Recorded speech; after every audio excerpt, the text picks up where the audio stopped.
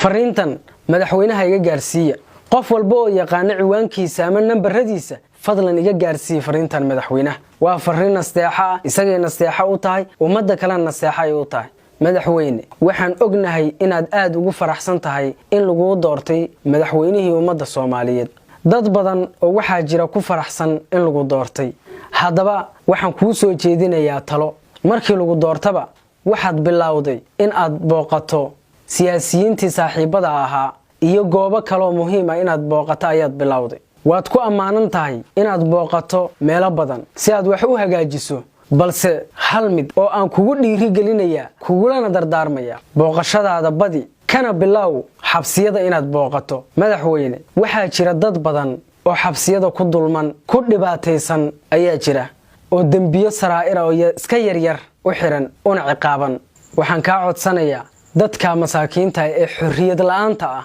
inaad xorriyadooda u soo celiso adduunyada ilaahay waxa ugu dhibaato iyo murug badan qofka xorriyad la'aanta ah waxaana dareemi kara qofka aan xorriyada haysan adiguna waxa dareemi kartaa marka aad booqato ee aad dhex gasho la qadayso la sheekaysato ayaa dareemi kartaa dhibaatada haysata dadka waxa jira dad badan oo waalidkoodii uu ku xiran yahay xabsiyada ilmahoodii ay dayacan yihiin haddii ay wax baran lahaayeen oo waxbarashadaas uu isagu kafaalo qaadi lahaa wuu dulman yahay waa xiran yahay waxa kaloo jira waalid badan oo ilmihii u shaqayn lahaa ay ka xiran yihiin qof gaar ah uu iska xirtay dambi yar oo aan macno lahaynna lagu haysto waxaan ku leeyahay dadka masaakiinta fadlan madaxweyne ergaankaaga nahay aniga iyo umada Soomaaliyeedba ergaankaaga nahay dad badan oo cafiskaaga ku soo bixi kara ayaa jire fadlan dadka cafi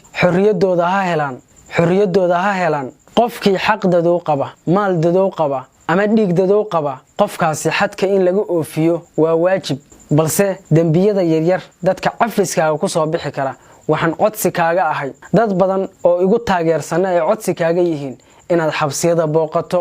dhibaatada ka jirta aad aragto fadlan dadka mas'uul baad ka tahay nabigu sallallahu alayhi wasallam waxa uu yiri kullukum raa'in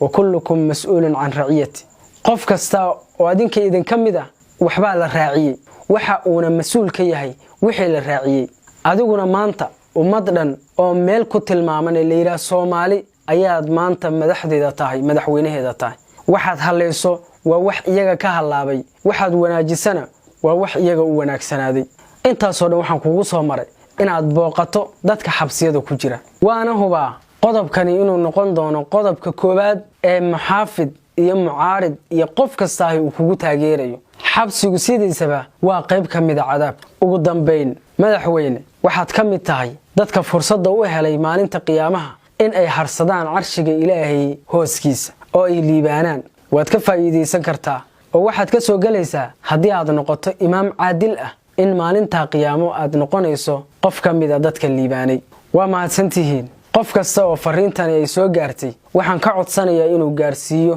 madaxweynaha wassalaamu calaykum